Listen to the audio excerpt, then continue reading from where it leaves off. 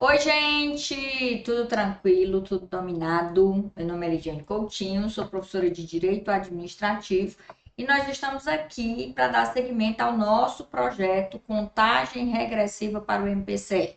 Faltam 23 dias para a tua prova e o assunto de hoje é nada mais, nada menos do que atos administrativos, o top 3 do Sebrasp. Mas antes da gente começar, eu gostaria de te pedir que você curtisse, compartilhasse, comentasse. Deixa uma mensagem aí para mim, para a gente poder interagir, ó. Vou lá, respondo também. Não esquece, se você não está inscrito no canal, se inscreva no canal. Esse canal é novo.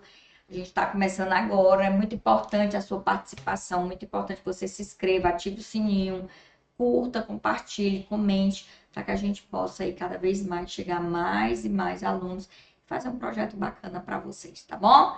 Vamos começar? Também não esquece que esse projeto está sendo simultâneo no canal do YouTube do Curso Prime e aqui no meu canal, tá bom? Olha aí, hoje tem jogo. Vocês estão ouvindo, né? Max está pirado hoje. Preste atenção. Nós vamos analisar pouca legislação hoje. Por quê? Porque essa matéria de atos administrativos é uma matéria muito doutrinária. Então, eu vou fazer aqui uma coisa bem diferente aqui com vocês.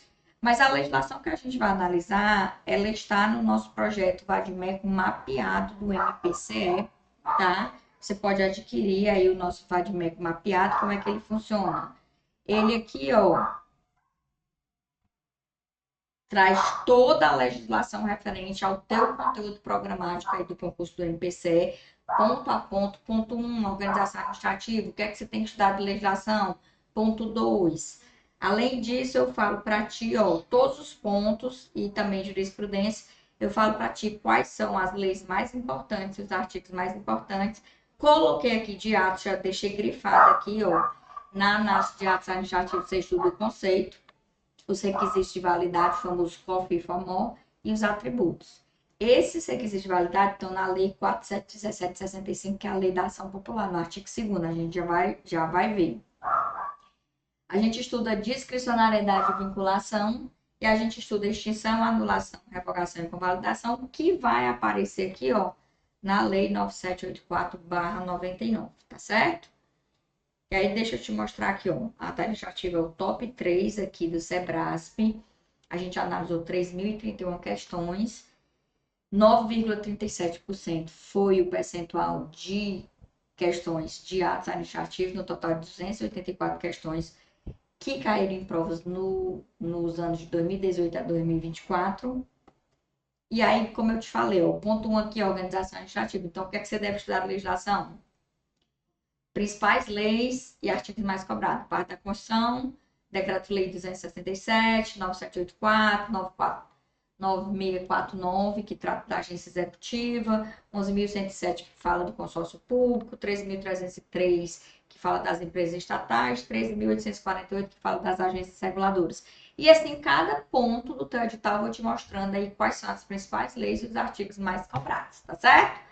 Agora vamos lá, preste atenção aqui. Além disso, a gente tem o nosso e-book com 150 questões comentadas, também trabalhada ponto a ponto do edital. Você pode aí adquirir o seu. E no nosso top 10 de hoje, o top 3 atos administrativos que a gente acabou de analisar.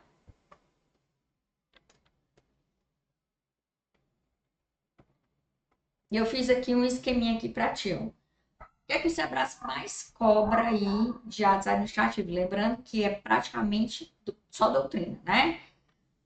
Na parte da legislação, você precisa se preocupar com o artigo 2º da Lei 97, da Lei 4717, que trata dos requisitos de validade, tá?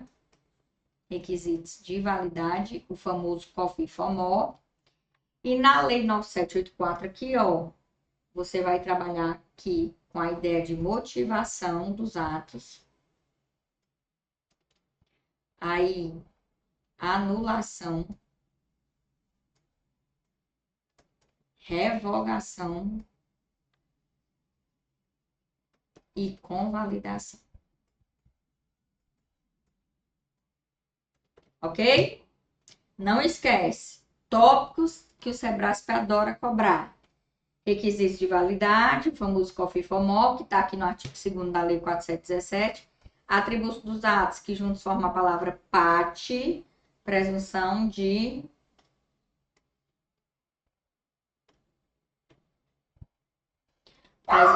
legitimidade e veracidade, auto-executoriedade, que se desdobra em exigibilidade e executoriedade, tipicidade e imperatividade. Além disso, você tem que estudar a análise de vinculação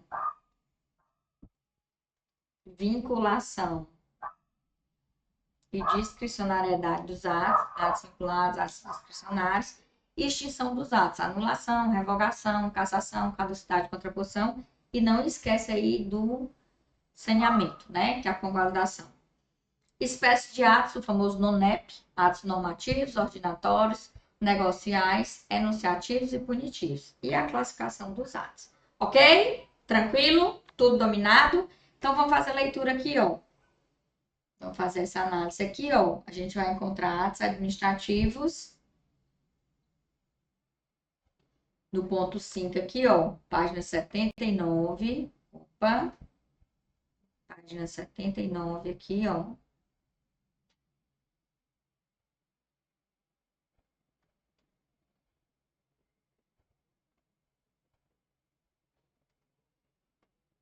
E aí, a primeira aqui, que trata dos requisitos de validade do ato, que é a famosa Lei 4.717/65, que é a Lei da Ação Popular, e ela traz o famoso COFINFOMOL, competência, finalidade, forma, motivo e objeto, né?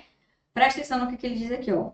São nulos os atos lesivos ao patrimônio das entidades mencionadas no artigo anterior, nos casos de incompetência, vício de forma, ilegalidade do objeto, inexistência dos motivos, desvio de finalidade, né? A gente tem competência, finalidade, forma, motivo e objeto, o famoso COFINFOMOL. Aí ele vai te dizer, para a conceituação dos casos de nulidade, observação as seguintes normas. A incompetência fica caracterizada quando o ato não se incluir nas atribuições legais do agente que o praticou. O vício de forma consiste na omissão ou na observância incompleta ou irregular das formalidades indispensáveis à existência ou seriedade do ato. A ilegalidade do objeto ocorre quando o resultado do ato importa em violação da lei, regulamento ou outro ato normativo. A inexistência dos motivos se verifica quando a matéria de fato ou de direito em que se fundamenta o ato é materialmente inexistente ou juridicamente inadequada. E o desvio de finalidade se verifica quando o agente pratica o ato visando a fim diverso daquele previsto implícita ou implicitamente na regra da competência. Então, ele vai explicando aqui todos os requisitos da competência, da finalidade, da forma, do motivo, do objeto, através dos vícios. Tranquilo aqui? E aí, ó, a gente tem a Lei 9784, que a gente vai tratar da ideia de motivação, anulação, revogação e convalidação. Então, vamos começar aqui, ó, pelo Instituto da Motivação, o princípio da motivação. Tia Lide, motivo e motivação são sinônimos? Não. Motivo é elemento, requisito de validade. Elemento ou requisito de validade. Requisito de validade do ato. A situação de fato e a situação de direito que autoriza a prática do ato. Motivação é a justificativa para a prática do ato. Então, são coisas totalmente diferentes, tá?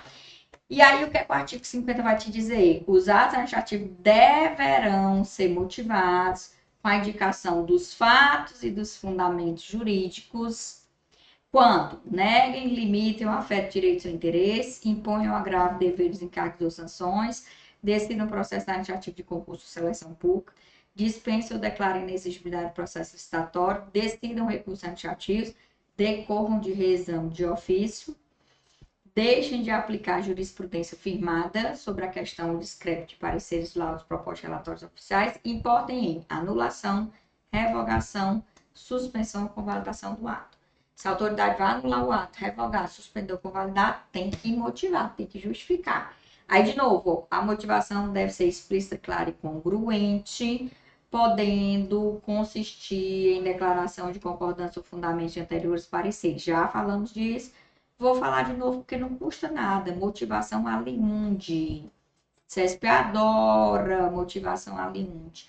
O que é a motivação aliunde? A motivação que é baseada em anteriores pareceres, informações e decisões. Ele diz assim, a autoridade, defiro conforme parecer. Isso é a motivação aliunde. Por quê? Porque a justificativa não está ali, está no parecer.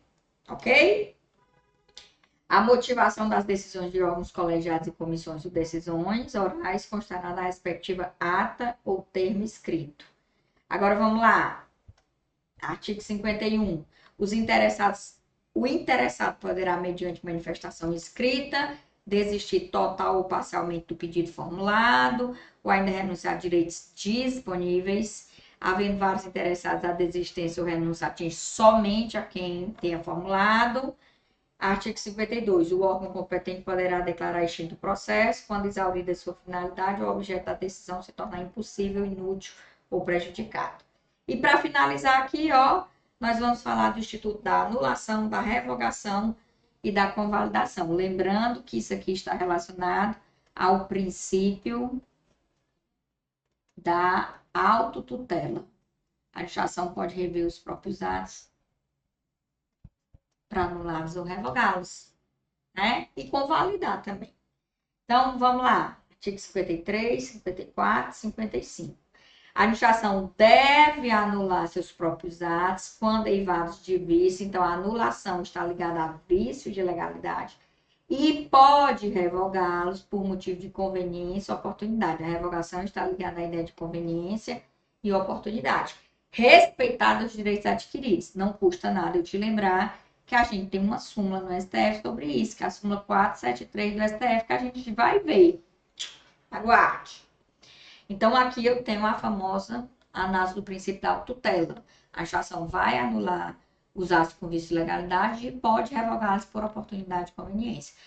Revogar é desfazer um ato legal, mas que se tornou inconveniente ou inoportuno, ok? Lembre-se que a anulação tem efeito ex tunc, testa para trás, e a revogação ex nunc, nuca para frente, ok? Agora, ó, o direito da administração de anular os atos administrativos de que decorram efeitos favoráveis para os destinatários decai em 5 anos, prazo decadencial, análise de convalidação aqui, contados da data que for praticado, salvo comprovada má-fé. Por quê? Porque se o administrador agiu de má-fé, aí não tem esse prazo de 5 anos. Cuidado com isso aí. No caso dos efeitos patrimoniais contínuos, o prazo de decadência contar-se da percepção do primeiro pagamento. Considere-se exercício do direito de anular qualquer medida de autoridade administrativa que importe impugnação à validade do ato. E o 55, para a gente fechar, em decisão na qual se evidencie não acarretarem lesão a interesse público, nem prejuízo a terceiros, os atos que apresentarem defeitos sanáveis, quer dizer, defeitos que podem ser corrigidos, poderão ser convalidados pela própria administração. Princípio da tutela também, viu, pessoal? Então, ó, se eu tenho um vício de legalidade e esse vício é insanável, o ato vai ser anulado. Se eu tenho um vício no ato, mas ele é sanável, aí o ato vai ser convalidado. Lembre-se que para a doutrina majoritária, eu só posso convalidar o elemento competência, desde que não seja exclusiva, tá? E o elemento forma, desde que não seja essencial para a prática do ato. Para a doutrina majoritária, eu só posso convalidar convalidação aqui, ó. O elemento competência, desde que essa competência não seja exclusiva, e a forma, desde que não seja essencial. O José dos Santos Carvalho Filho entende que pode haver convalidação em objetos plúrimos. Cuidado com isso aqui, viu? Vá atrás de saber o que é objetos plúrimos. Dever de casa dessa contagem regressiva, tá? Mas lembre-se, isso não é o funcionamento da doutrina majoritária, é só do José dos Santos Carvalho Filho. De vez em quando, o Sebrae cobra aí e é hora de você entender aí como é que funciona, tá certo? E aí, tudo tranquilo? Tudo dominado? Amanhã eu volto, viu? Um abraço.